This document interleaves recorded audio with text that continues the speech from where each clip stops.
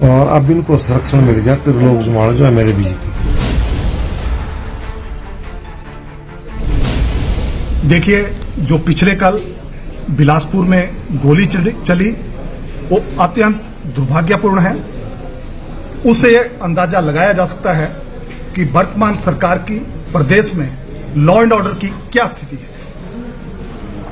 मैं पहले दिन से जब मैं विधायक बना और पहली बार जब घाघस में कुछ लोगों ने एसीसी के जीएम की गाड़ी को रोककर 10 किलोमीटर चेज करने के बाद मैंने विधानसभा में कहा था कि सम्माननीय मुख्यमंत्री जी, आज समय है, ऐसी घटनाएं शुरू हो गई प्रदेश में आपके बनने के बाद, अगर ये नहीं रुकी तो ये सिलसिला आगे बढ़ता रहेगा। ये सिलसिला यही नहीं रुका, उसके बाद प्रदेश में माफिया का बोलबाला इतना बढ़ गया, चाहे वो खनन माफिया है, चाहे भू माफिया है, चाहे सुपारी माफिया है और चाहे सबसे बड़ा चिट्टा माफिया है। हम विधानसभा के अंदर और विधानसभा के बाहर इस चिट्टा माफिया पर वर्तमान प्रदेश सरकार से लगाम लगाने की बात करते रहे। इतना ही नहीं हुआ, जब भी बिलासपुर में कोई इंसिडेंट होता था तो उसके बाद यहां का एसपी को बदल दिया जाता था। यही कारण है कि बिलासपुर जैसे छोटे डिस्ट्रिक्ट में 4 एसपी बदले गए और उसके बाद रेलवे में जहां बजरी तोली जाती है, जहां रेता तोला जाता है, वहां झगड़ा होता है। हमने फिर प्रदेश सरकार को चेताया कि तुरंत इन गतिविधियों पे अंकुश लगाइए, आपकी सरकार है, आपके लोग बेलगाम हो रहे हैं। इस सरकार ने कुछ नहीं किया।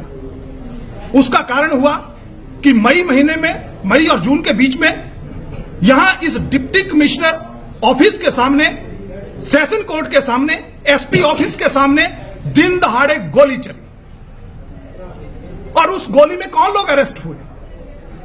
क्या कहा यहां के एसपी ने कि किसका बेटा मास्टरमाइंड है? वो सारा चिट्टा, वो सारा खनन माफिया, वो इस तरीके से हावी हो गया कि उसका कारण हुआ कि पिछले कल इस बिलासपुर में दिन दहाड़े घर में पहुंचकर अगर सम्मानीय पूर्व विधायक सुरक्षित नहीं है तो मेरे बिलासपुर की जनता कैसे सुरक्षित होगी? इंसिडेंट दुर्भाग्यपूर्ण है। हम इसकी, भारतीय जनता पार्टी इसकी पूरी निंदा करती है और भारतीय जनता पार्टी ये मांग करती है कि जो भी इसमें संलिप्त हैं तुरंत दोषियों को अरेस्ट किया जाना चाहिए और कानून के अनुसार उनके खिलाफ कड़ी से कड़ी कार्रवाई करनी चाहिए। इतना ही नहीं, हम पूर्व विधायक जी के शीघ्र स्वास्थ्य की कामना करते हैं। लेकिन एक बात मैं आप लोगों के माध्यम से कहना चाहूंगा कि जब से ये सरकार हिमाचल प्रदेश में आई है तब से बिलासपुर का वातावरण, मैंने धर्मशाला की विधानसभा में कहा था कि यहां खनन माफिया, चिट्टा माफिया और अब तो सुपारी माफिया भी इतना सक्रिय हो गया है कि कुछ पैसे दो, किसी की भी हत्या करा लो। हम कभी बिहार में सुनते थे, हम कभी उत्तर प्रदेश में सुनते थे।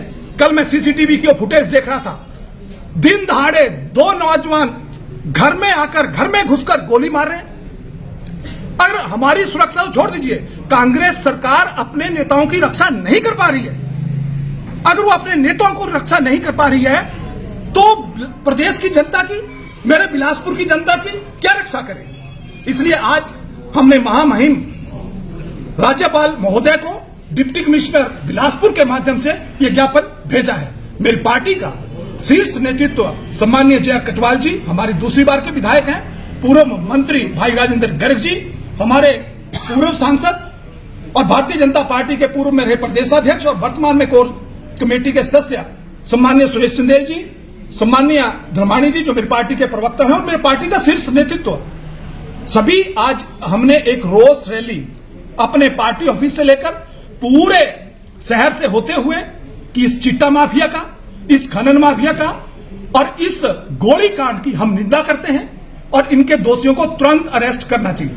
मैंने एक बात और कही है, अगर इनको कल तक अरेस्ट नहीं किया तो भारतीय जनता पार्टी सोमवार को बिलासपुर शहर बंद करेगी।